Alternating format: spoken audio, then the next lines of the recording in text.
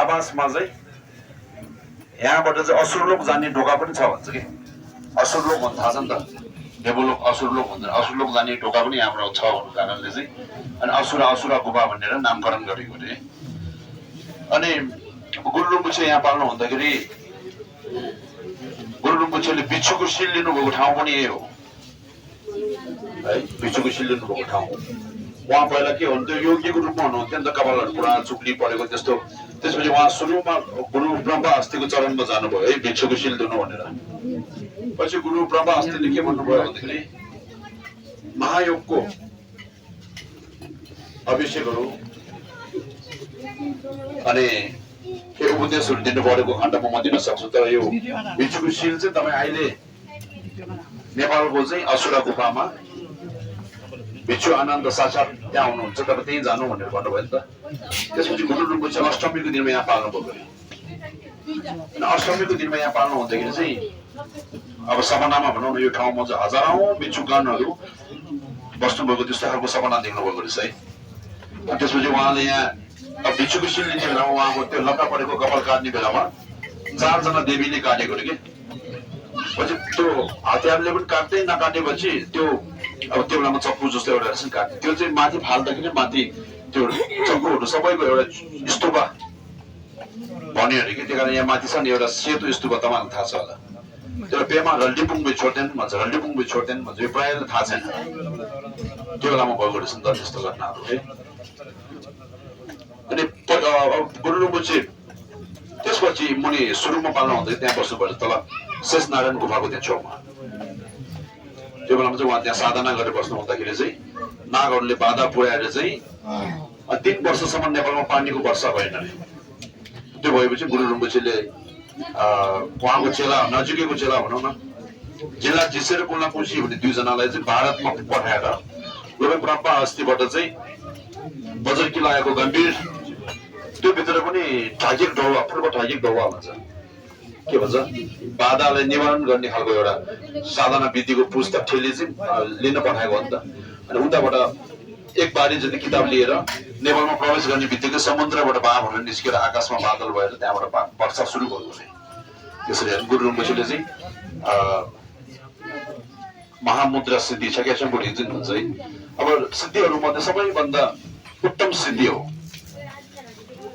त्यो चाहिँ उहाँले मुनि अब अहिले हामी जाँदैछौँ एकछिनपछि त्यो गुफामा प्राप्त गर्नुभयो अनि यहाँ चाहिँ उहाँले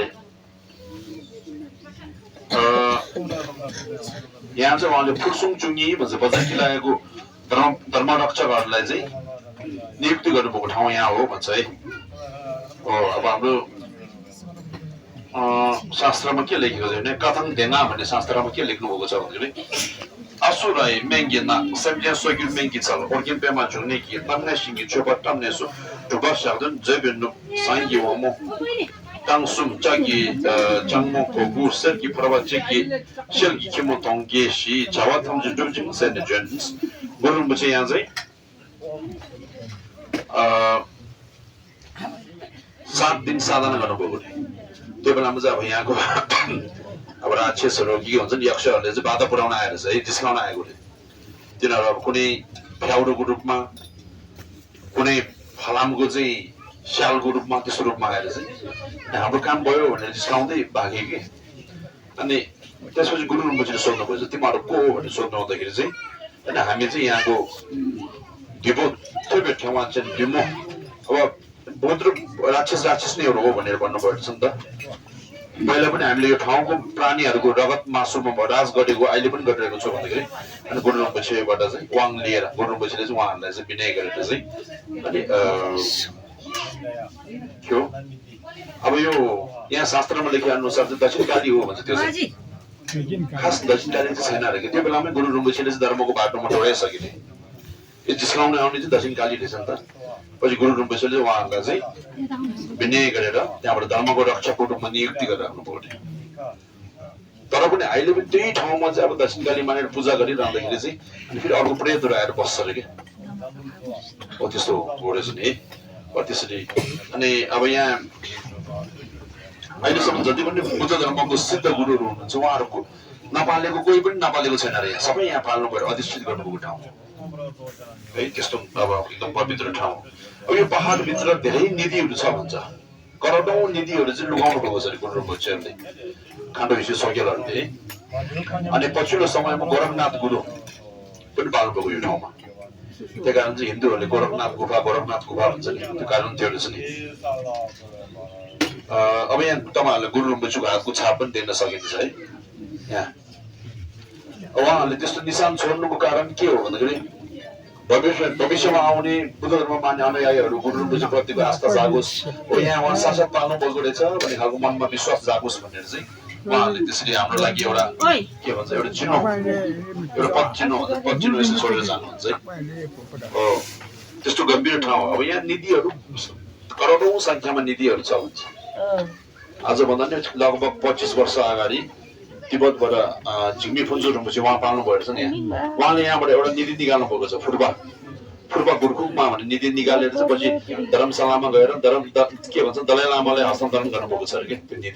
त्यो निधि लुगाउने को हो त भन्दाखेरि खाण्डो हिस्से सोगेल चाहिँ गुरु रिम्पोछेको के भन्छ अब सङ्गिनी भनौँ न खाण्डो पनि हो र उहाँको विशेष चेला पनि हो अनि गुरु रिम्पोछे यक्षलोकमा पाल्नु भइसके पश्चात 100 वर्ष चाहिँ गुरु रिम्पोछेको अधुरो कामहरू उहाँले गर्नुभएको अब निधि लुगाउनु पर्ने छ कि ठाउँमा धर्म प्रचार गर्नुपर्ने छ त्यो सबै कामहरू गर्दा गर्दै उहाँ नेपालमा पनि आइपुग्नु भएको रहेछ नि त अनि उहाँले लुगाएर राखेको निधि चाहिँ आजभन्दा 25-30 वर्ष अगाडि अनि झिग्मी फुन्जु रिम्पोछेले निकाल्नु भएको है अब त्यस्तो गम्भीर ठाउँ हो मेन अब हामीले अब अघि दर्शन गर्यो नि मुनि भ्रमराङ जुन भन्छ त्यसलाई चाहिँ त्यो चाहिँ अब यहाँ लेखेको अनुसार पहिला यो जङ्गल रहेछ नि सबै जङ्गलको बिचमा त्यो ढुङ्गा ठुलो एउटा चट्टान ढुङ्गा थियो अरे त्यो अनि सुरुमा त्यो गणेशको मूर्ति आफै निस्केको थियो ढुङ्गामा अघि हामी दर्शन गऱ्यौँ नि अनि गणेशको मूर्ति पछि चाहिँ अनि फेरि ताराको मूर्ति आफै निस्केर हो त्यस्तो भएको त्यस्तो पवित्र ठाउँहरू हो अब त्यसपछि हामी यहाँबाट अब अहिले हामी यहाँ छोक पूजा गर्छौँ छोक पूजा समापन भएर हामी तल गएपछि यो मुनि वज्रयोगिनीको तीर्थ छ है वज्रयोगिनीको तीर्थ छ ध्वजे फार्म गर्ने हो त्यहाँ चाहिँ फम्थिङ भन्नु चाहिँ के हो नारोपाको चेला रहेछ फम्थिङ खास यो ठाउँको नाम फम्थिङ हो अरे के पछि शब्द बिग्रिएर चाहिँ फर्पिङ भएको भन्ने कुरा पनि छ फम्थिङ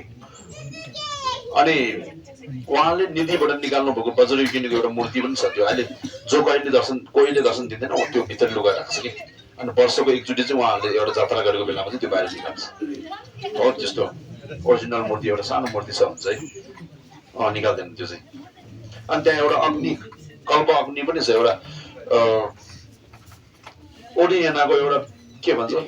साधना गर्ने एउटा सिद्ध गुरु आएर त्यहाँ सधैँ होम गर्नुहुन्थ्यो अरे र उहाँले होम गरेको आगो अहिले पनि छ अब धेरै वर्ष भइसक्यो त्यस्तो पवित्र ठाउँ है अब यो ठाउँ यो स्थान भन्छ नि इन्डियाको बोधगया दर्शन गर्नु र यो नेपालको फर्बिङ दर्शन गर्नु बराबर हो भन्छ कि पहिला कातोप्रेसिन सामान्यको गुरुहरू भयो झाडा रिम्पोछे स्वयंले पनि के भन्नुभएको छ दोही त्यहाँ साङ्केसा दोर्जेदेन आगे त्यहाँ गुरु रिम्पोछे साङ्केसा हाम्रो से भन्नुहुँदो रहेछ नि त सत्रको बुद्ध गौतम बुद्धत्व प्राप्ति गरेको ठाउँ कहाँ हो भन्दाखेरि अनि इन्डियाको बोधगयामा हो भने तन्त्रको बुद्ध गुरु रिम्पोछे उहाँले चाहिँ बुद्धत्व प्राप्ति गरेको भनौँ न मुद्राहरूमध्ये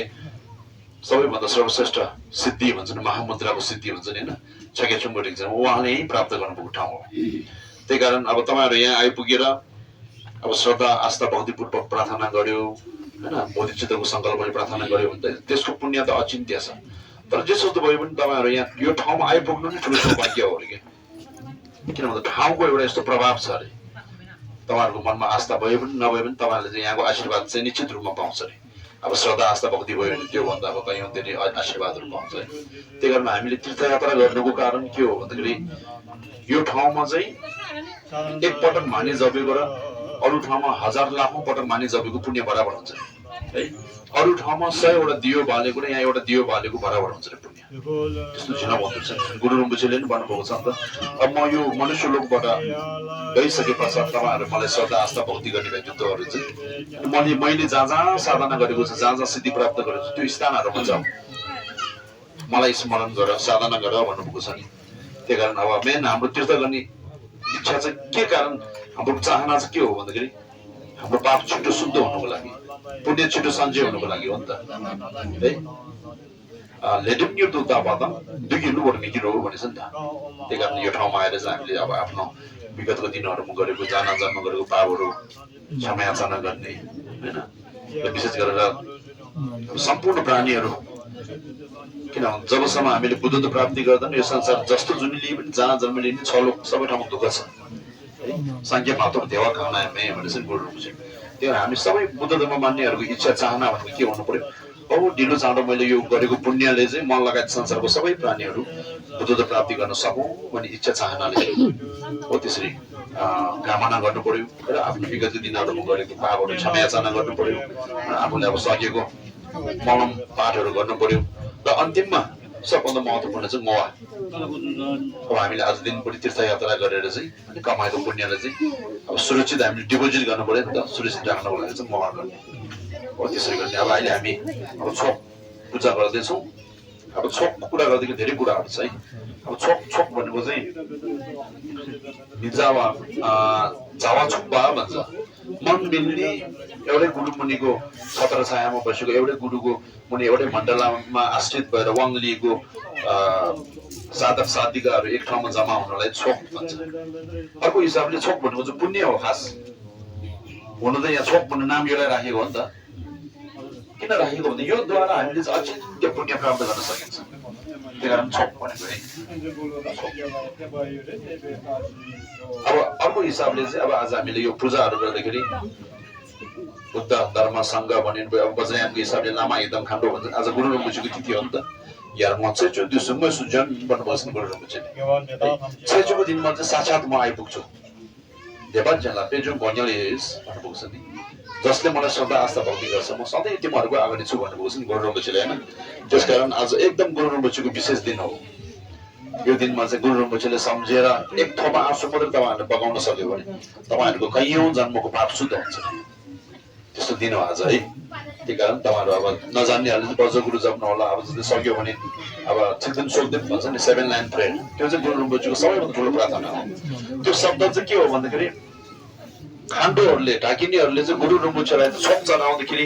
बोलाएको शब्दहरू के ओर्गिनु जाङको पेमा यसर तम्बोला यहाँ चाहिँ चोकिङ गरौँ पेमा जुन यसो डफोर्दो खान्डो माङ्बो गरौँ के जसो ताउको जिङ्गला गुरु पेमा सिद्धिमा हुने यो एकदम गम्भीर प्रार्थना हो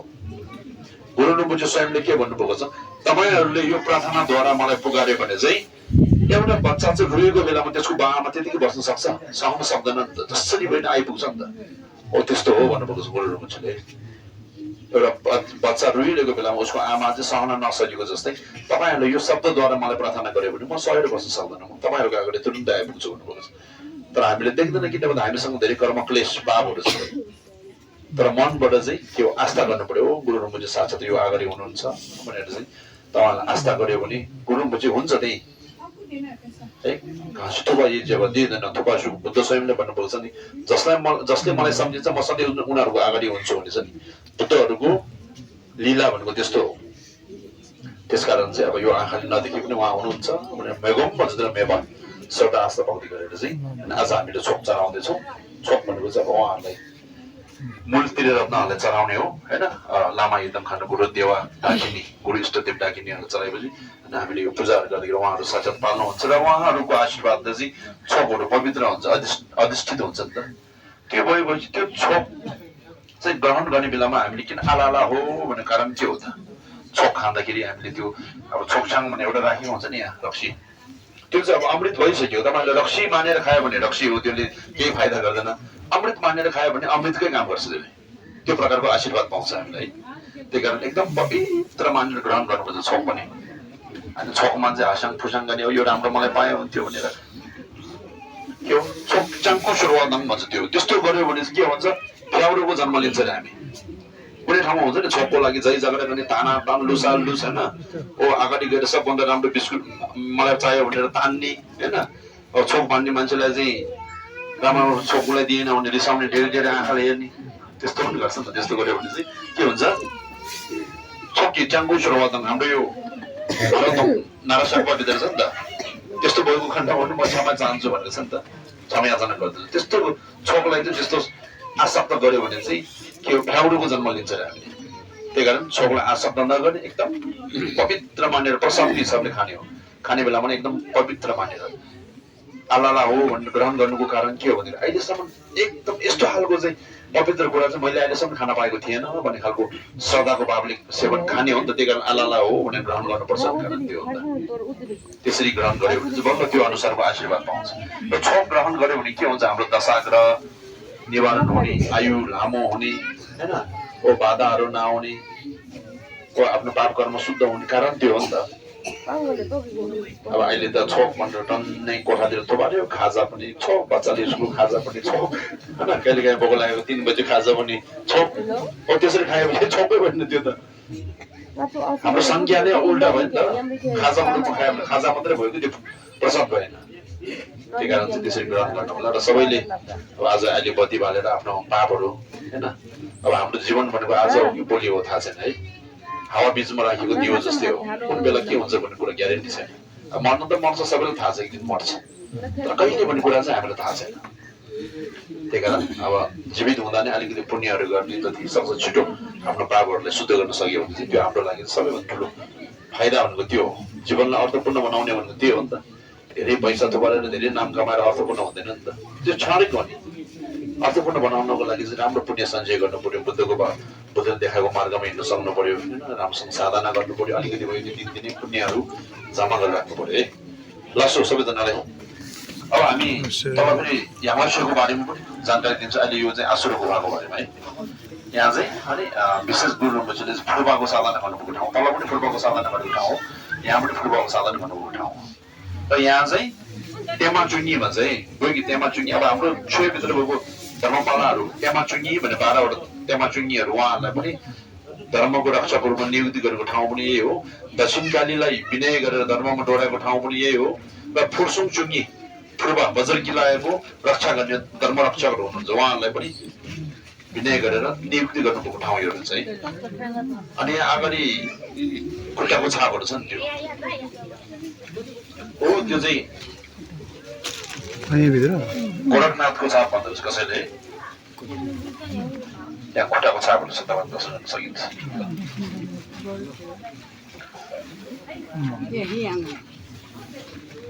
गोरखनाथको हो भन्ने गर्दो रहेछ है। ल सबैजनाले त्यो संज्ञा गरेर चाहिँ प्रार्थना गर्नु होला है।